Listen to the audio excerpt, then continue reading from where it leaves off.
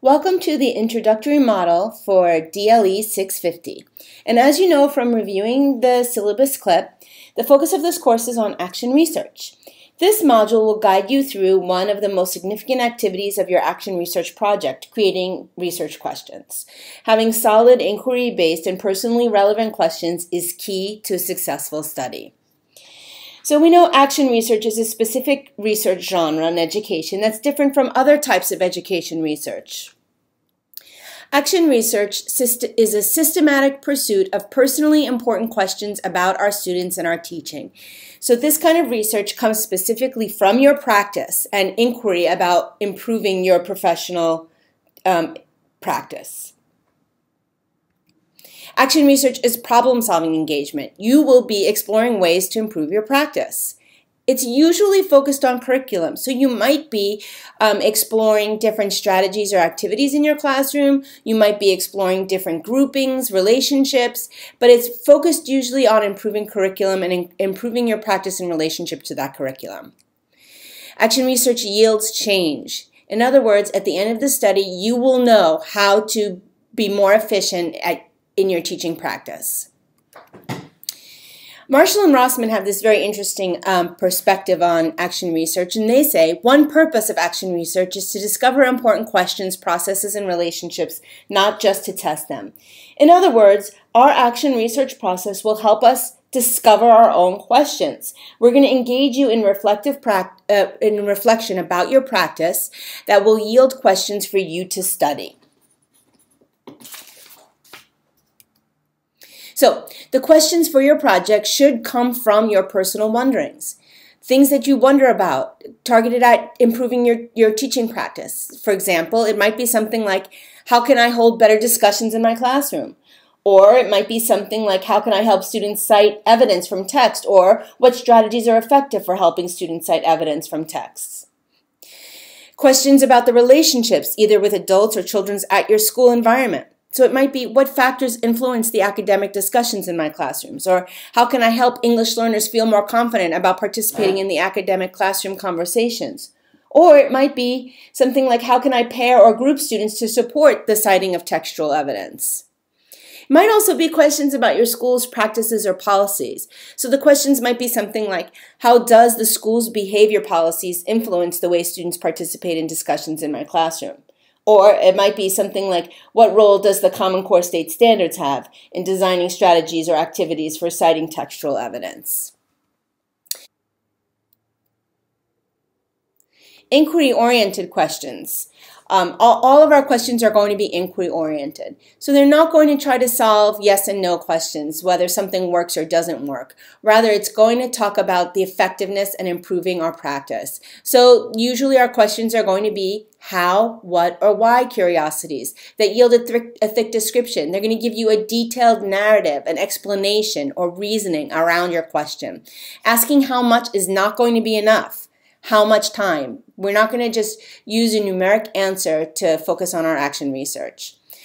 Instead, we're going to use three main tools for solving our problem, for conducting our study. First is going to be observation.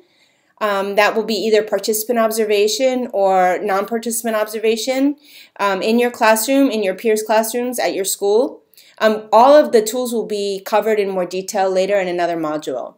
We're also going to use documentation, so student work, your planning, other documents that influence, and also reflection, potentially journals or other ways for you to reflect on the practice.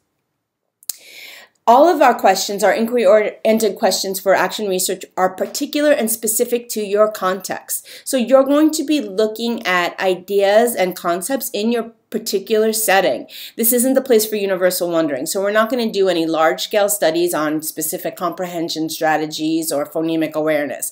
These are going to be curiosities that are specific to your particular teaching context. So the first activity in this module will ask you to do a quick write. So I'm asking you to think about and imagine that it's the end of the next school year. This year's been, without a doubt, the most satisfying of your entire career.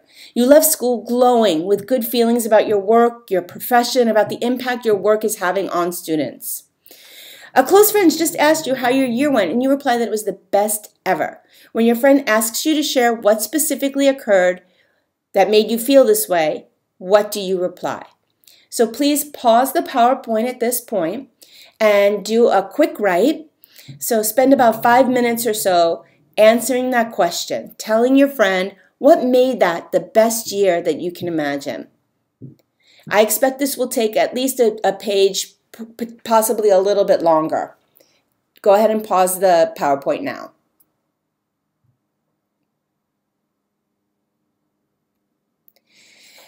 Now that you've created this page or page and a half quick write about your best year ever, we're going to do an analysis of your writing. So the first target we're going to look for are the performance targets. I'm asking you to reread your quick write and underline the performance targets. Performance targets specifically address the content standards and curricular goals. So it might be something like what the students know or the students can do. These are the specific accomplishments that you observed your students making, so they have to be documentable. So it might be something like more descriptive writing or successful close reading activities. Perhaps the students could participate in robust academic discussions in class, or maybe they were able to cite specific evidence from text. Go ahead and pause the PowerPoint again now and underline all of the performance targets in your quick write.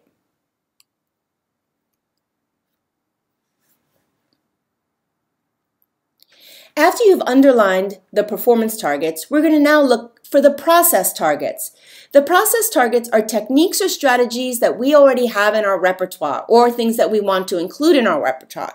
You're going to be circling the process targets. Look for the places in the quick write that describe the teaching practice and improving teaching practice. The process targets are more teacher-centered, whereas the performance targets were more student-centered. So what changes did you observe in your own teaching behavior? Did you have improved questioning skills? Were you able to more personalize instruction? Did you enhance your ability to facilitate classroom discussions? Or perhaps you were better able to support students through a new strategy or an activity, or you changed variable groupings, or there was a different curricular materials or resources that you included. These are all the process targets, the techniques and strategies in our repertoire. Please pause the PowerPoint again and circle the process targets in your quick write.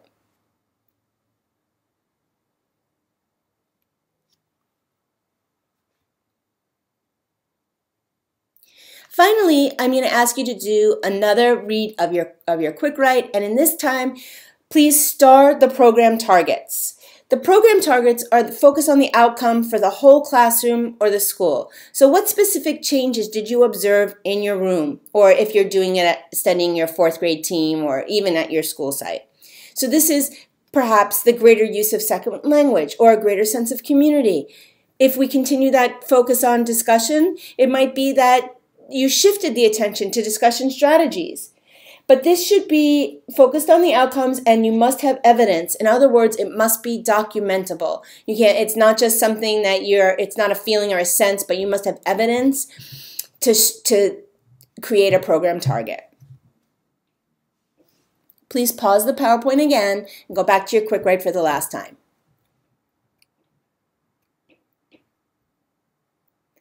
Now that you've had your priority targets, performance targets, process targets, and program targets, these describe your actions, improved practice, things that are meaningful to you and specific for your setting. You're ready to start creating your action research questions. So remember, creating your questions often begin with what or how or why. These are the inquiry-based questions. Try it on. Try articulating a specific research question, a couple of them, just for practice. Pause the PowerPoint again here to create your questions.